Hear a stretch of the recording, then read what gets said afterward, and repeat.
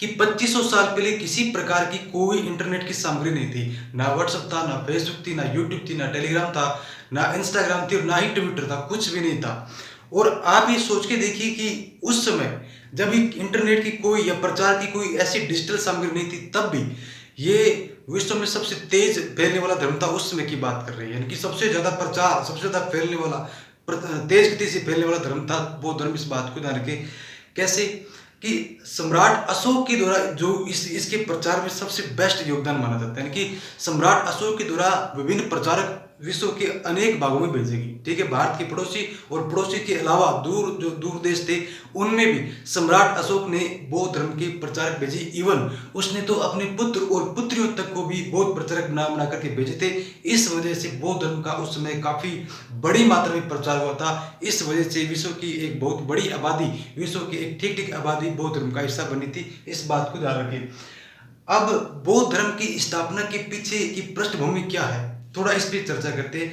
तो कुछ विद्वान ऐसा बोलते हैं कि बौद्ध धर्म की स्थापना के पीछे जो पहले से जो प्राणिक धर्म चला रहा था, जो सनातन हिंदू धर्म चला रहा था, उसमें कुछ कमियां थी, ऐसा तर्क रखते हैं। उसमें ये बोलते हैं कि एक तो जाति प्रथा होना, कि यानी कि भारतीय धर्म, यानी कि उस समय के यानी कि बौद्ध धर्म से पहले की जो स्थिति है, चाहे उसे सनातन धर्म मानिए, हिंदू धर्म मानिए, यानी कि उस समय से जो प्रचलित धर्म था, तो उसमें जाति प्रथा थी। और जाति प्रथा की वजह से ऊंच नीच की भावना से लोग क्या हो गए, तंग हो गए थे। इस वजह से उन्होंने इस धर्म की तरफ अपना रुझान किया। एक तो बात ये रखते हैं। दूसरी बात ये रखते हैं कि उस समय का जो धर्म प्रचलित था, यानी कि हिंदू धर्म था, उसमें जो सिद्धांत थे मोक्ष के या कर्म के या ज्ञान के या किसी अन्य प्रकार के जो सिद्धांत थे, वो काफी जटिल थे और लोग उस तक पहुंच ही नहीं पाते, यानी कि उन सिद्धांतों में लोग उलझ कर रह जाते थे। इसके उल्ट महात्मा बुद्ध ने जो जन्म का, कर्म का, ज्ञान का, मोक्ष का या मुक्ति का ये जो सिद्धांत रखे, वो सरल भाषा में थे, यानी कि वो जटिलताओं में उलझे हुए नहीं थे, यानी कि सरल थे। इस वजह से लोग इसकी तरफ क्या हुए, आकर्षित हुए। दूसरी बात। तीसरी बात, उस समय लोग ये कहते हैं कि आडंबर थे, कई प्रकार की कुप्रथाएं भी चल पड़ी थी, लेकिन इसके उलट बौद्ध धर्म वास्तविकता पे ज्यादा टिका हुआ था, ऐसा तर्क रखा जाता है, जिससे लोग क्या हुए थे, इसकी तरफ आकर्षित हुए। और बुद्ध का आकर्षक व्यक्तित्व, चमत्कारिक व्यक्तित्व भी बौद्ध धर्म के प्रचार में योगदान रखता है।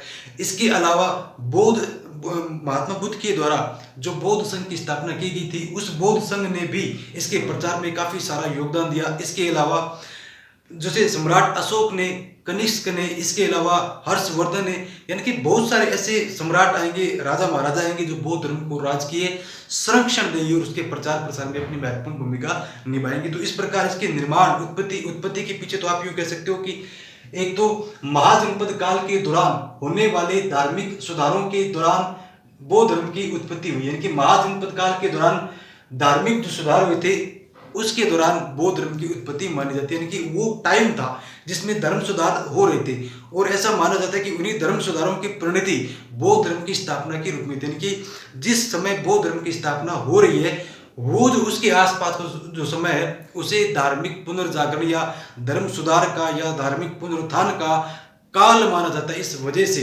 अब उस काल में इस उसके जो परिणाम होंगे वो बौद्ध धर्म की स्थापना के रूप में सामने आएंगे। इस बात को ध्यान रखिए।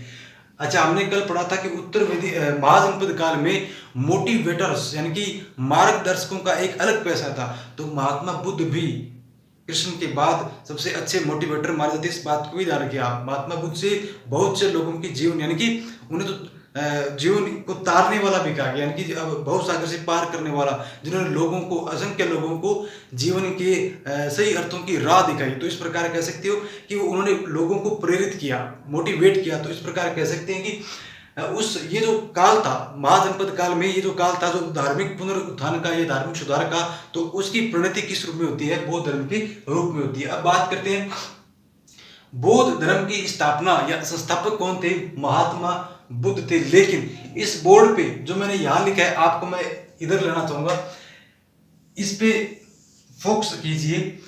ये अगर आप थोड़ा सा इस पे ध्यान रखोगे तो बौद्ध धर्म की जो महात्मा बुद्ध से संबंधित जो जानकारी है वो उसके बारे में थोड़ा हमें संक्षिप्त में पढ़ेंगे, लेकिन जो नॉलेज होगा वो थोड़ा सा डीप होगा। मैंने यह नाम लिखा वैशाख, और वैशाख के आगे डेस करके लिखा UNO 1999, यूनो, सॉरी यूनेस्को ही इन्होंने, हाँ यूनो, यूएनओ 1999, ठीक है। वो उसके बाद मैंने लिखा है 13 धन्य दिवस, और इसके नीचे फिर ये 3 लिखा है, जन्म, ज्ञान प्राप्ति और महापरिनिर्वाण, और इधर इसके नीचे लिखा है वैशाख। अच्छा, वैशाख का मतलब होता है बुद्ध का जन्म दिवस, यानी कि हम सबका जो जन्मदिन मनाया जाता है, उसी प्रकार महात्मा बुद्ध के जन्मदिन को किस नाम से पुकारा जाता है? वैशाख के नाम से पुकारा जाता है। इस बात को ध्यान रखिए।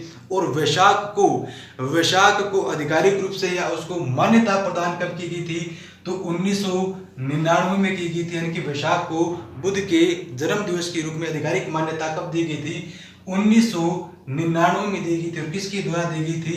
यूएनओ के द्वारा। और यूएनओ का पूरा नाम है संयुक्त राष्ट्र संघ, ठीक है ना, यूनाइटेड नेशन ऑर्गेनाइजेशन। उसके बाद बात करें 13 धन्य दिवस, और 13 धन्य दिवस में क्या आता है? एक तो जन्म, और एक आता है ज्ञान प्राप्ति, और एक आता है महापरिनिर्वाण। यानी कि 13 धन्य दिवस में 3 चीजों को शामिल किया जाता है, यानी कि महात्मा बुद्ध के जन्म, ज्ञान प्राप्ति और महापरिनिर्वाण, इन तीनों को सम्मिलित रूप से किस नाम से पुकारा जाता है? 13 धन्य दिवस के नाम से पुकारा जाता है। और जन्म, महात्मा बुद्ध का जन्म कब हुआ था?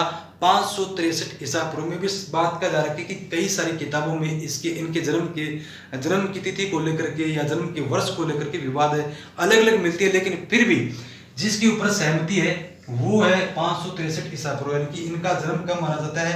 563 ईसा पूर्व में माना जाता है। और जन्म कहाँ हुआ था? तो जन्म जो स्थान है वो आज नेपाल में स्थित है, और कपिल वस्तु के लुम्बिनी में हुआ था इनका जन्म। कपिल वस्तु के लुम्बिनी वन में महात्मा बुद्ध का जन्म होता, ये तो ठीक है।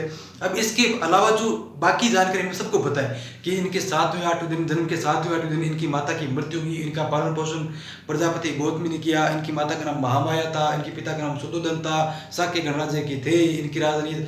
लेकिन फिर भी मैंने कुछ बातें यहाँ लिखी, लेकिन फिर भी इसके अलावा जो अनावश्यक चीज थी, हालांकि अनावश्यक तो कुछ भी नहीं, लेकिन फिर भी परीक्षा की दृष्टि जो अनावश्यक थी वो मैंने यहाँ नहीं लिखी है।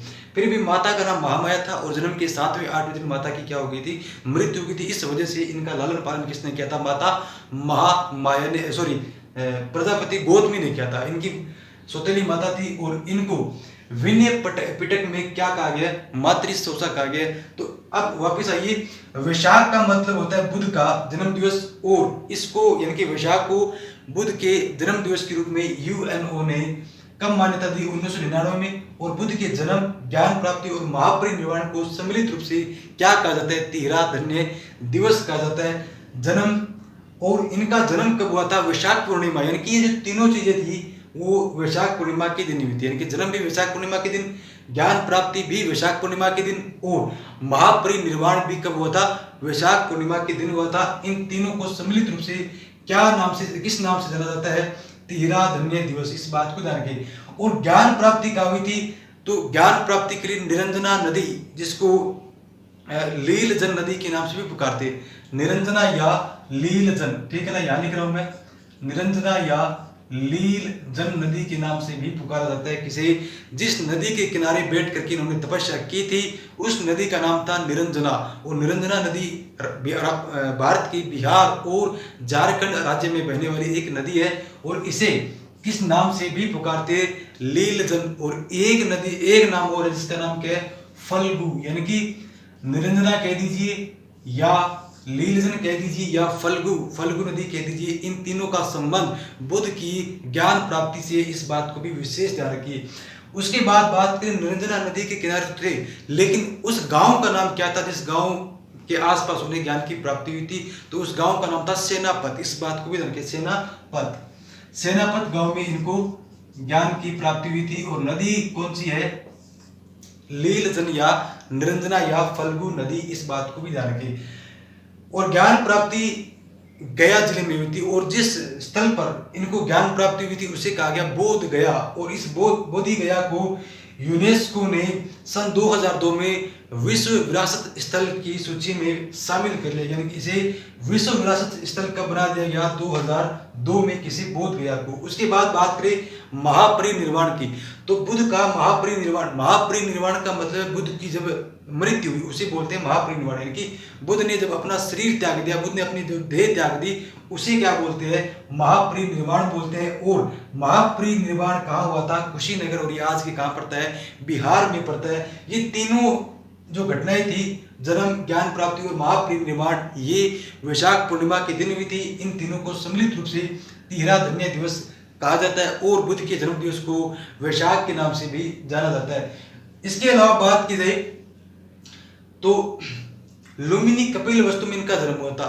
एक सम्राट अशोक का, ये रहा ब्राह्मी लिपि में लिखित सम्राट अशोक का रोमिंदेई अभिलेख लुम्बिनी में बुद्ध के जन्म की पुष्टि करते हैं। यानी कि अगर आपसे पूछा जाए कि कपिलवस्तु लुम्बिनी में हुआ था, ऐसा कहाँ लिखा मिलता है, तो सम्राट अशोक का जो रोमिंदेई अभिलेख है, जिसे लुम्बिनी अभिलेख भी कहते हैं, जो आज के नेपाल में स्थित है, तो उस रोमिंदेई अभिलेख में बुद्ध के जन्म की बात मिलती है और उसमें लिखा गया है कि हिद बुद्ध जायते, यानी कि यहाँ बुद्ध का जन्म हुआ था। रोमिंदेई अभिलेख में ये स्पष्ट लिखा मिलता है, ब्राह्मी लिपि में लिखा हुआ ये, उसमें स्पष्ट लिखा मिलता है कि हिद बुद्ध जायते, यानी कि यहाँ बुद्ध का जन्म हुआ था। इस बात को ध्यान रखिए। उसके अलावा बात की जाए कपिलवस्तु बुद्ध के पिता शुद्धोधन की राजधानी थी, यानी कि शुद्धोधन शाक्य गणराज्य के मुखिया थे और उनकी राजधानी क्या थी, कपिलवस्तु, जो आज कहाँ पड़ती है, नेपाल हिमालय की तराई में पड़ती है, और वो कहाँ है, नेपाल में। इसका उल्लेख अश्वघोष की शोधरानंद काव्य में भी है, यानी कि कपिलवस्तु का उल्लेख कहाँ मिलता है, अश्वघोष के शोधरानंद काव्य में भी मिलता है। और ये सारी जानकारियां महात्मा बुद्ध से और बौद्ध धर्म की स्थापना के पीछे थी।